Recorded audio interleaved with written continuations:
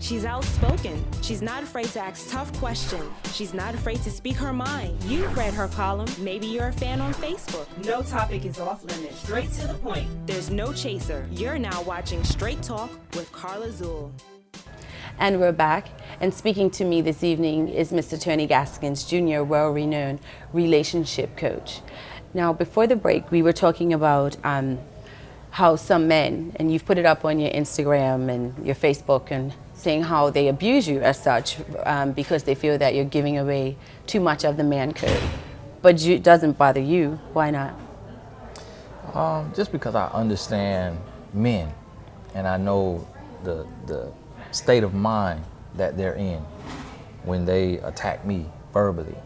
And I know it comes from, insecurity, jealousy, and so I speak to it, I speak to it just to let them know I see you, I know you're hurting, I know you're lost, I know you're confused, I used to be you.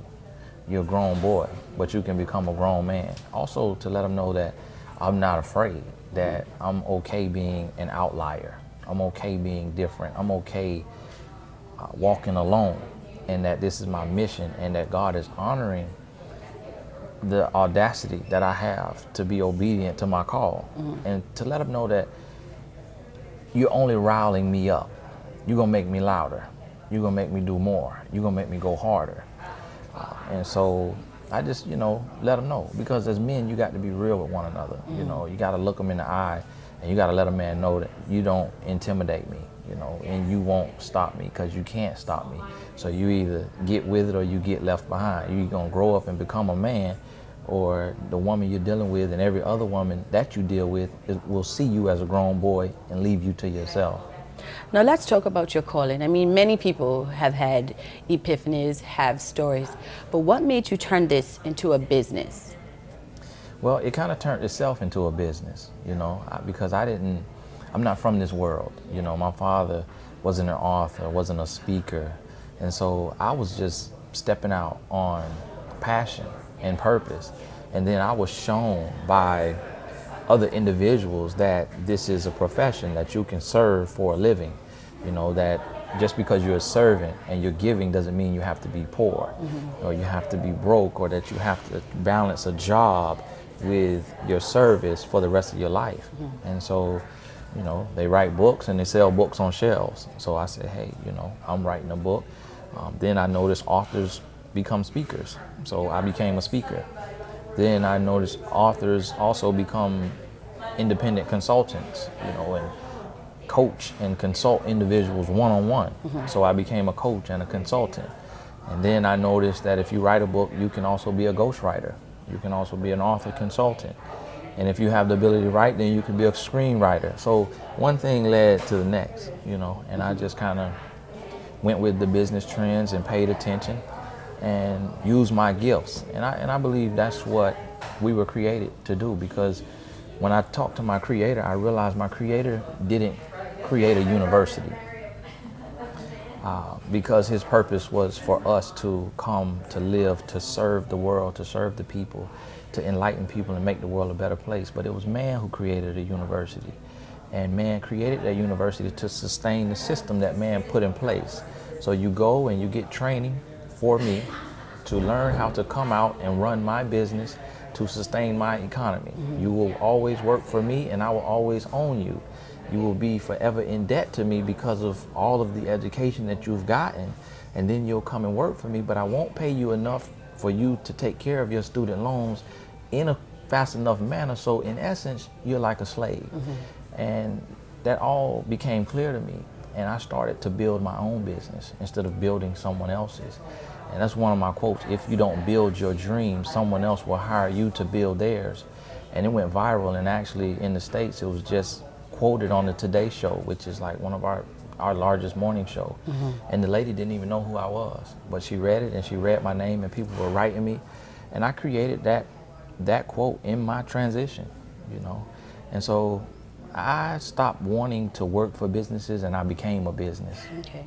Now, what would you say to some who say, because it's a business, he can't be genuine, it's a gimmick just so that he can make money? What do you say to those critics? I really don't address critics without credentials because I understand that a critic has a job to do. And the more that they're talking about me, the more people see me and are able to judge me for themselves, you know. And so I really don't, I understand where they are, you know, and I would be bitter too if I was going to a job tomorrow only because I went yesterday and I didn't want to tap into my own dreams, but I saw somebody blacker than me, younger than me, dumber than me, doing better than me. So I understand where those critics are in their life, and I just, you know, I realize I need them. Now, on the motivation side of things, because I read that you had decided you would give yourself at that point 2 years to land on the Oprah Winfrey Show.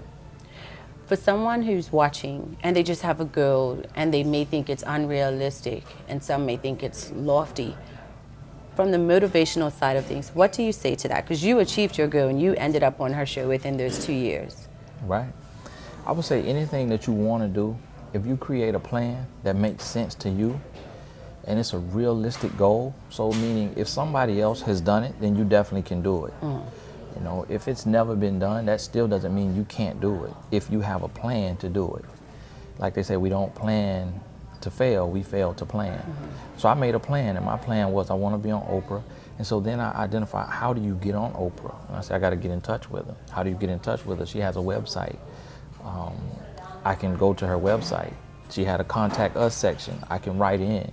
So I just, every day, I went to her website and I wrote in through the contact page. So I made this thing which people make out to be so grand, and they think, oh, you got to hire PR and an agent and a manager, and you got to pay $1,000 to $10,000 a month so that you can get on Oprah and tell your story. And I simplified the process, and I did it myself. And so that's the thing is, make it make sense to you. Set a goal, then make a plan that makes sense to you, and implement that plan. And the results, you know, they'll be there. And when we return, we're going to talk to Mr. Gaskins about all things relationships. More straight talk after these messages.